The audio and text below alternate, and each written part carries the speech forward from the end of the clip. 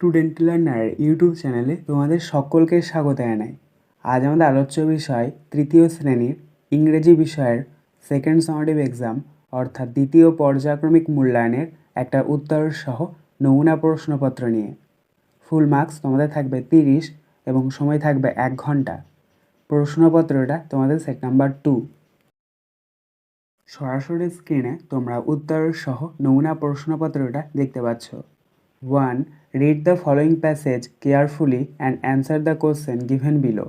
অর্থাৎ এখানে তোমাদেরকে একটা প্যাসেজ দিয়ে দেওয়া হয়েছে, এই প্যাসেজটাকে ভালো করে পড়ে নিতে হবে এবং নিচে যে প্রশ্নগুলো থাকবে সেই প্রশ্নগুলোর উত্তর এই প্যাসেজ থেকে খুঁজে নিয়ে লিখতে হবে। ফিশেস লিভ ইন ওয়াটার, মাছেরা জলে বাস করে। দে আর অ্যাকোয়াটিক অ্যানিম্যালস, তারা হয় জলজ প্রাণী। They can breathe in water with their gills, তারা ফুলকার সাহায্যে জলে শ্বাস প্রশ্বাস নেয়।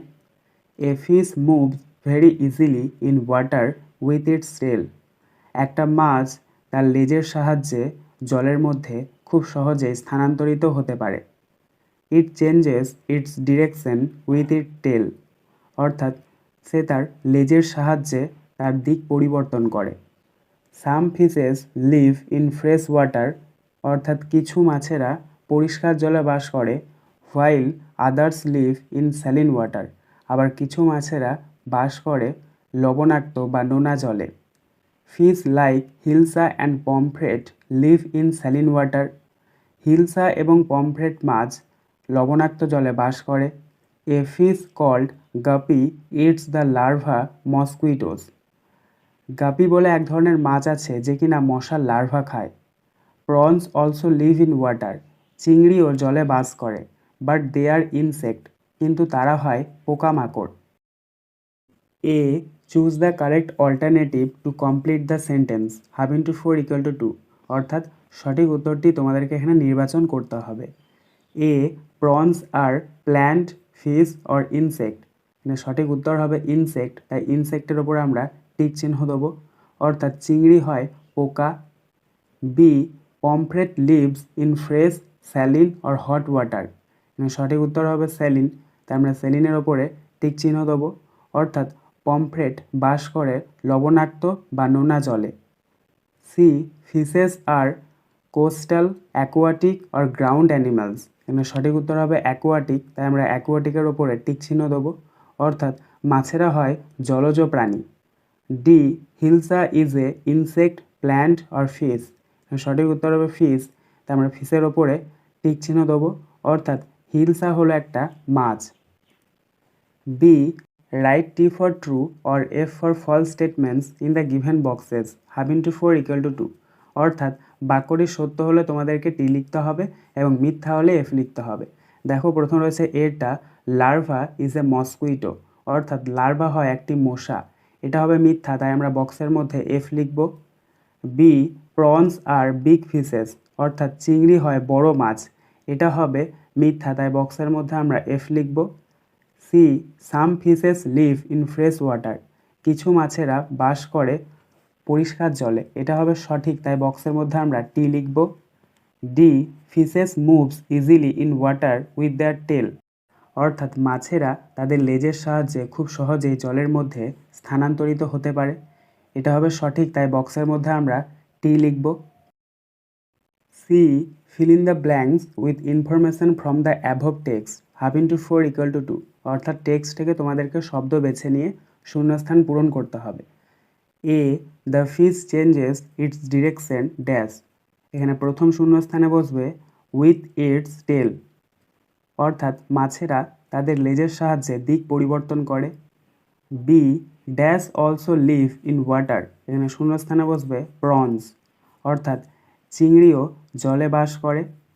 C while others live in dash, এখানে তৃতীয় শূন্যস্থানে বসবে স্যালিন ওয়াটার, অর্থাৎ অন্যান্য মাছেরা বাস করে লবণাক্ত জলে। D A fish moves very easily dash, এখানে শূন্যস্থানে বসবে ইন ওয়াটার উইথ ইটস টেল, অর্থাৎ একটা মাছ তার লেজের সাহায্যে জলের মধ্যে খুব সহজেই স্থানান্তরিত হতে পারে।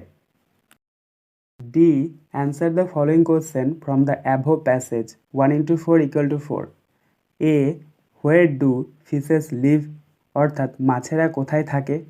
Answer fishes live in water, অর্থাৎ মাছেরা জলে থাকে। B how do fishes breathe in water, অর্থাৎ মাছেরা জলে কিভাবে নিঃশ্বাস নেয়? Answer fishes can breathe in water with their gills, অর্থাৎ মাছেরা ফুলকার সাহায্যে জলে নিঃশ্বাস নেয়। C which fish it's larva of mosquito, অর্থাৎ কোন মাছ মশার লার্ভা খায়? Answer guppy eats larva of mosquito, অর্থাৎ গাপি মশার লার্ভা খায়। D name two fishes that live in saline water, অর্থাৎ নোনা জলে বাস করে এমন দুটি মাছের নাম লেখো। Answer hilsa and pomfret live in saline water, অর্থাৎ হিলসা এবং পমফ্রেট নোনা জলে বাস করে। 2. Write the first 4 lines of the poem incy wincy spider, প্রশ্নের মান 2, অর্থাৎ ইনসি উইনসি স্পাইডার কবিতায় তোমাদেরকে প্রথম 4 লাইন লিখতে হবে। তো তোমরা উত্তরটা লিখবে incy wincy spider climbed up the water spout, down came the rain and washed the spider out. 3. Write in English 1 into 4 = 4, অর্থাৎ ইংরেজিতে তোমাদেরকে ট্রান্সলেট করে লিখতে হবে। দেখো প্রথম রয়েছে এটা অমসৃণ, এটার ইংলিশ হচ্ছে রাফ। বি পালানো, এটার ইংলিশ হচ্ছে এসকেপ। সি প্রতিবেশী, এটার ইংলিশ হচ্ছে নেইবার। ডি লজ্জিত, এটার ইংলিশ হচ্ছে অ্যাসামড। 4. Write the opposite of the given words 1 into 4 = 4, অর্থাৎ এখানে তোমাদেরকে কতগুলো শব্দ দিয়ে দেওয়া হয়েছে সেগুলোর বিপরীতার্থক শব্দ লিখতে হবে। দেখো প্রথম রয়েছে এটা বিগ, অর্থাৎ বড়, এটার অপোজিট ওয়ার্ড হচ্ছে স্মল, অর্থাৎ ছোট। বি লাভ, অর্থাৎ ভালোবাসা, এটার অপোজিট ওয়ার্ড হচ্ছে হেট, অর্থাৎ ঘৃণা করা। সি হার্ড, অর্থাৎ কঠিন, এটার অপোজিট ওয়ার্ড হচ্ছে সফট, অর্থাৎ নরম। ডি স্যালিন, অর্থাৎ নোনা বা লবণাক্ত জল, এটার অপোজিট ওয়ার্ড হচ্ছে ফ্রেশ, অর্থাৎ পরিষ্কার জল। 5. Fill in the blanks with the past forms of the verbs given in brackets 1 into 4 = 4, অর্থাৎ ব্র্যাকেটের মধ্যে যে ভার্বগুলো দেওয়া রয়েছে সেগুলো তোমাদেরকে পাস্ট ফর্ম লিখতে হবে। তো দেখো প্রথম রয়েছে এটা নীলা ড্যাশ ব্র্যাকেটের রাইট এ লেটার, তো রাইটের পাস্ট ফর্ম হচ্ছে রোড, তাই আমরা প্রথম শূন্যস্থানে লিখব WROTE রোড।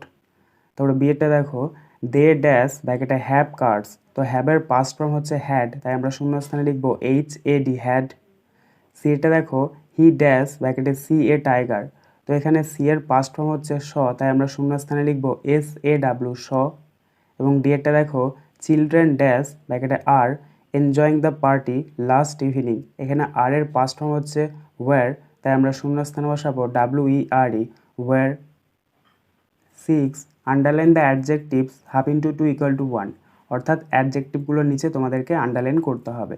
দেখো প্রথম রয়েছে এটা নেইদার স্টোরি ইজ ট্রু, এই বাক্যটির মধ্যে দুটি অ্যাডজেক্টিভ আছে, একটা হচ্ছে নেইদার, তাই নেইদারের নিচে আমরা দাগ দেবো, আর একটা হচ্ছে ট্রু, তাই ট্রু এর নিচে আমরা দাগ দেবো। বিয়েটা দেখো দিস ব্যাগ ইজ মাইন, এই বাক্যটির মধ্যে অ্যাডজেক্টিভ হচ্ছে দিস, তাই আমরা দিসের নিচে দাগ দেবো। 7. Fill in the blanks with appropriate articles half into 2 = 1, অর্থাৎ শূন্যস্থানে তোমাদেরকে সঠিক আর্টিকেল বসাতে হবে। দেখো প্রথম রয়েছে এটা ড্যাশ ওয়ান আইড ম্যান, এখানে শূন্যস্থানের পরের অক্ষরটা কী দিয়ে রয়েছে দেখো ও দিয়ে রয়েছে, ওটা হচ্ছে ভাওয়েল, ভাওয়েল দিয়ে থাকলে অ্যান হয়, কিন্তু যেহেতু এটা ONE উচ্চারণ হচ্ছে তাই এখানে শূন্যস্থানে হবে এ। এবং বিয়েটা দেখো today is dash 23rd July, এখানে শূন্যস্থানে বসবে THE the. 8. Write 4 sentence on any one of the following, প্রশ্নের মান 4, অর্থাৎ এখানে তোমাদেরকে দেখো দুটো বিষয় দিয়ে দেওয়া হয়েছে, এই দুটো বিষয়ের মধ্যে যে কোনো একটা বিষয় সম্পর্কে 4টে লাইন তোমাদেরকে লিখতে হবে। কী কী রয়েছে দেখো এরটা আওয়ার ন্যাশনাল ফ্ল্যাগ, অর্থাৎ আমাদের জাতীয় পতাকা, আর বিয়েরটা দেখো অ্যান অ্যাকোয়াটিক অ্যানিম্যাল, অর্থাৎ একটি জলজ প্রাণী। তাহলে এখানে আমাদের উত্তরটা আমরা করেছি আওয়ার ন্যাশনাল ফ্ল্যাগ, তো তোমরা উত্তরটা দেখে নাও। প্রথমে তোমরা লিখবে our national flag is very important to all of India, we should give respect to our national flag, national flag has 3 colours, it is called Tiranga. আজকের আলোচনা পর্বটি এখানেই শেষ হলো। আশা করি ভিডিওটি তোমাদের ভালো লেগেছে, যদি ভালো লাগে একটা করে লাইক করে দিও। সবশেষে তোমাদের কাছে একটাই অনুরোধ, যারা এখনও পর্যন্ত আমাদের চ্যানেলটিকে সাবস্ক্রাইব করে উঠতে পারোনি তারা চ্যানেলটিকে সাবস্ক্রাইব করে পাশে থাকা নোটিফিকেশন বেলকে অল প্রেস করে নিও এই ধরনের নতুন নতুন ভিডিও পাওয়ার জন্য।